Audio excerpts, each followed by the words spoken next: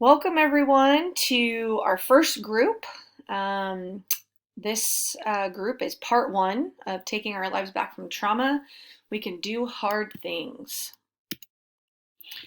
So as we discussed last week in our very first group, where we introduced ourselves to each other, what this group was going to be about, and we created some buy-in collectively.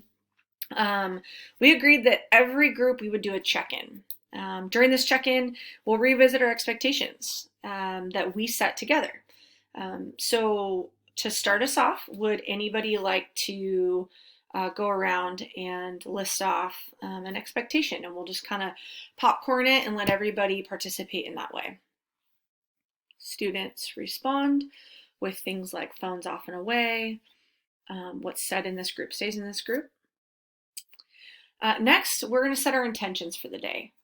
We have a lot going on. It's the end of the day. We're probably all a little bit tired. We usually all have pretty big weeks. It would be easy to come in here and just go through the motions. And so that's why it's important to set our intentions. So we'll open up the floor and we can go around and each set our intentions for the day. Students respond.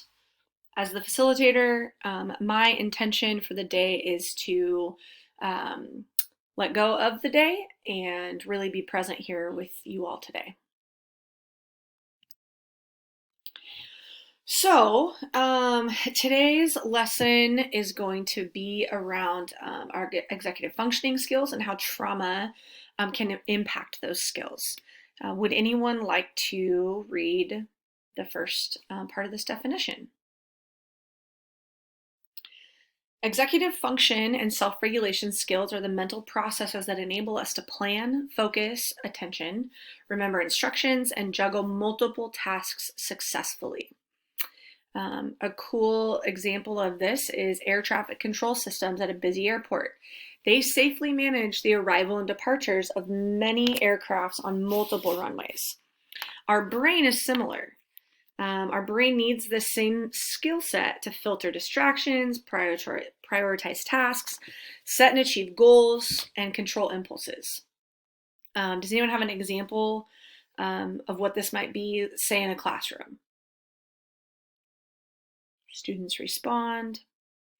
Yes, an example of this is when we are trying to pay attention to the teacher, we're trying to learn, intake new information, and maybe our peer to our right is tapping their pencil. Maybe our peer to our left is on their phone laughing about something really funny on YouTube. Or maybe there's peers behind us having a conversation.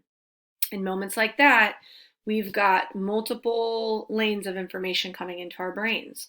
And we have to prioritize those and filter out distractions so that we can focus and control our impulses to tell the people around us to shut up. So executive functioning skills, they help us to get things done. These skills are controlled by an area of the brain called the frontal lobe. This is important to note because as we discuss trauma and how trauma impacts our brains, emotional trauma causes lasting changes in our prefrontal cortex. Does anyone know where the prefrontal cortex is located? Students respond. Yes, it's located in your frontal lobe. And what's interesting about your executive functioning skills is that they are located, or they process out of your prefrontal areas of your frontal lobes. So when trauma is impacting those parts of our brain, it's impacting our executive functioning skills. So some examples of things that executive functioning skills help us to do are manage our time, pay attention, switch focus, plan and organize, remember details, avoid saying or doing the wrong thing, do things based on your experience, and multitasking. I think we all can agree that these are all things that we all struggle with.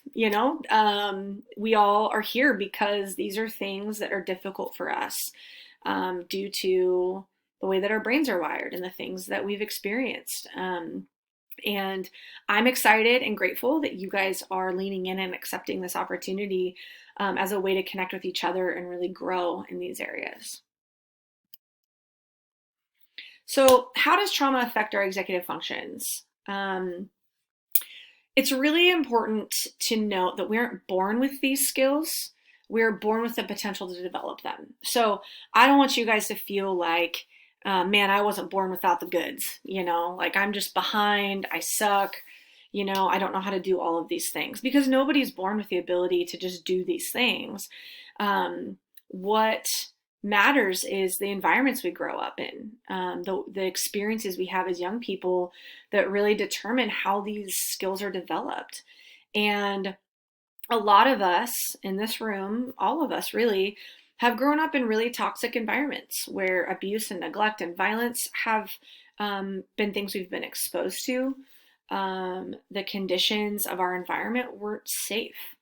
And all of those things have seriously impacted our development when it comes to our executive functioning skills.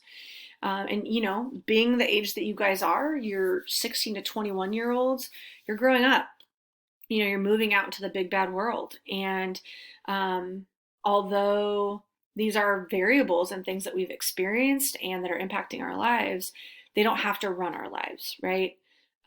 We have the ability to still develop these things, to recreate different pathways in our brains, to understanding how to manage our time and to pay attention, and to avoid impulsively saying or doing the wrong things. I don't want you to feel like these things that feel out of your control are going to run your lives. We, over this next 13 weeks, are going to learn how to take our lives back from trauma. I also want, during this group, and I think you guys want to as well, this is something we talked about in the first week, to, yes, learn new skills and have things that really apply to us as individuals, but you guys really wanted to learn overall about trauma and our brains and our chemical makeups and all of those things, and really be educated in this, because that is a way that you can be empowered around your own life, and to not beat yourself up about the way that your mind works and the way that you're wired. Because like we mentioned before, like all these things that we've all been through are not our fault. We didn't choose that. But we still have a life to live. And so I commend you guys for wanting to participate in the academic piece of this as well. So let's all turn to our articles that I printed out for all of you. We can take turns reading paragraphs. Feel free to pause and process and share whatever you would like. Students take turns reading. Pause to expand. Encourage group discussion. After the article is done being read, journaling questions will be used as a way to facilitate discussion and show knowledge that students learned about executive functioning skills and how trauma can impact those skills and abilities. Journaling questions: what was one new thing you learned from this article? What stood out to you? Did you find this information helpful, discouraging, encouraging, etc.? Why? As we engage in discussion, with this being the first group where more sensitive material is being discussed, students are highly encouraged to participate in this way, but aren't required. It will definitely be something that is encouraged as a group goal, that by the end we're all participating in group discussion. Part 2, taking our lives back from trauma. We can do hard things. We will revisit expectations once again. Students go around, identify group expectations that they created themselves. We will set our intentions for the day, as we all have a desire to show up and be present, not just physically, but mentally and emotionally. We're going to revisit the executive functioning skills that we went over from last week. We talked about managing time, paying attention, switching focus, planning and organizing, remembering details, avoiding doing or saying the wrong things, doing things based on our experience, and multitasking. We all had some good laughs around some of these areas last week. It was a good group. So today we're going to focus on planning and organizing. Before we move into our activities, I would like for you guys to pause and refer back to the list of executive functioning skills and pick 2 or 3 that you want to write down as focus points for yourself, areas of growth over the next 13 weeks. That will be something that we revisit on individual goals. So let's talk a little bit about goal setting. Do you struggle to set goals and then follow through on them to completion? Students respond. Do you struggle with setting attainable goals, like goals that are actually reachable instead of lofty, I want to own a $50,000 car right after my high school graduation kind of goals? Students respond.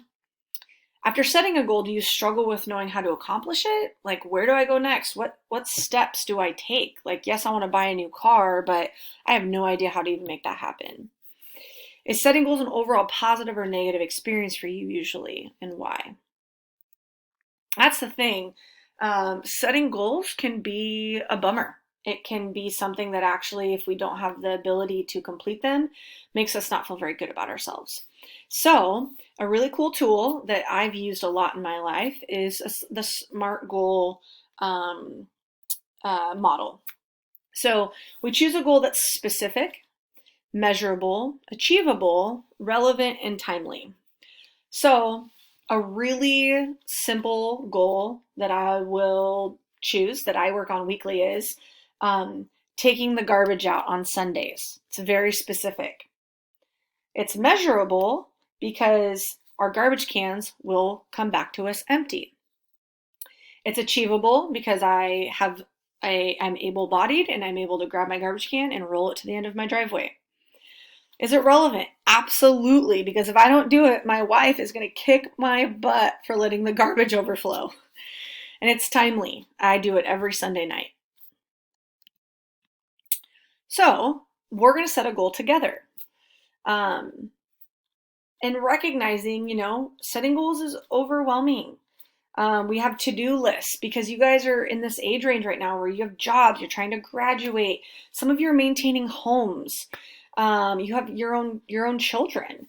The to-do lists are long, and it can get overwhelming trying to figure out how to prioritize which things need to be done first.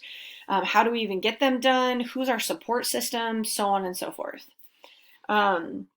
So we are going to do this together. So let's start with the goal itself. Okay. We're going to come back to today's target date, start dates, all that kind of stuff. So let's start with a goal. Okay. Students respond with the goal. We all are in agreement on what the goal is going to be. Is it specific? What exactly are we going to accomplish? So then we really dive into the meat of the goal. Is it measurable? How will you know when you have reached this goal? Students respond. Is it achievable? Is achieving this goal realistic with effort and commitment? Do you have the resources to achieve this goal? If not, how will you get them? Students respond. Why is this goal significant to your life? Students respond. When will this goal be achieved? Students respond. A key piece is naming 1 to 2 people who can help you accomplish this goal. Then we finish with today's date, the target date, the start date, and then hopefully down the road, the date that this goal will be achieved. Journal reflection. Do you see the SMART Goals tool being useful and empowering? Why or why not?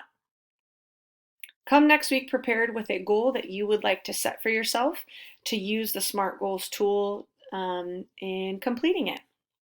Great group, everybody. See you next week.